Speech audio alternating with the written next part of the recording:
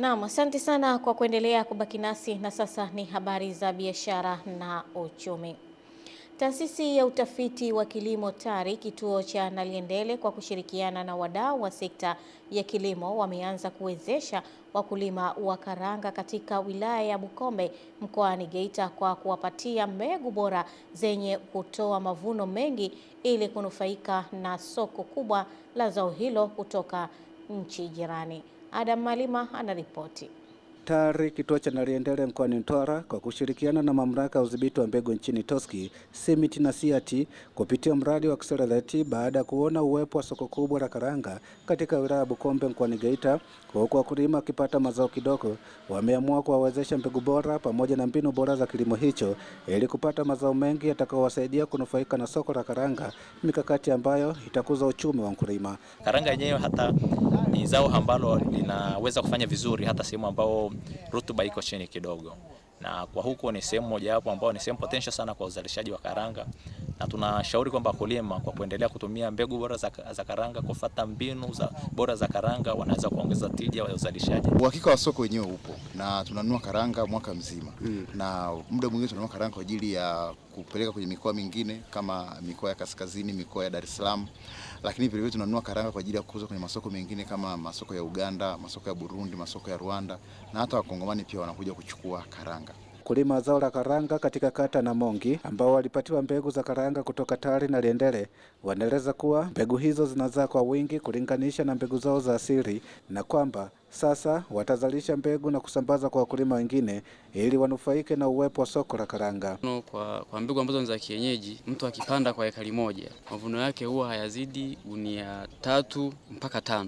Lakini kwa hizi mbegu za kisasa toka tumeanza kuzitumia, tija ya uzalishaji imeongezeka kuanzia gunia 10 mpaka 20 kwa ekari moja. Zao hili huwa ni zao pendwa. Mwananchi akilima karanga kwa kupata mavuno mengi, akawa na ziada ya kuuza, huwa hawahangaiki na masoko. Kutoka Runzewe, wilaya Bukombe mkoani Geita, Adam Malima, Chandaleteni. Umoja wa vijana wa Chama cha Mapinduzi UVCCM mkoa wa Dar es Salaam umewataka vijana wanaohitimu vyuoni kujitokeza kuchukua mikopo ya vijana inayotolewa na serikali ili waweze kujiimarisha kiuchumi. Akizungumza jijini Dar es Salaam wakati wa utoaji wa mafunzo ya uandishi wa dokezo la ujasiriamali kwa wanafunzi wa vyuo vikuu, katibu wa UVCCM mkoa wa Dar es Salaam Hussein Igobano amesema lengo la mafunzo hayo ni kuandaa vijana ili waweze kukopesheka na kutumia fursa zilizopo kujikwamua kiuchumi. Kwa hiyo nitoe wito kwa vijana wenzangu walioko chuoni, lakini pia na wale ambao wamemaliza chuo, watumie fursa hii adhimu kuhakikisha ya kwamba wanajiunga kwenye vikundi, lakini hata kama mmoja kama una sifa, basi unaweza ukakopesheka kupitia 10%, lakini pia kupitia bilioni 200 za Mheshimiwa Dr. Samia Suluhu Hassan.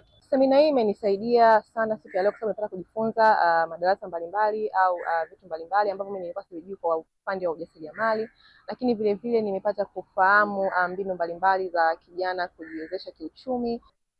Mwanafunzi ukimkopesha kwa kutumia cheti chake kama dhamana, utakuwa na uwezo wa kumpata sehemu yote, kwa sababu sisi wanafunzi tunaamini ili baadaye tuweze kuapply mkopo, labda mikopo sehemu nyingine, labda tuapply labda ajira, lazima cheti kitumike. Unaona? Kwa hiyo serikali itakuwa na uwezo wa kuzirudisha zile fedha ambazo walizozikopesha.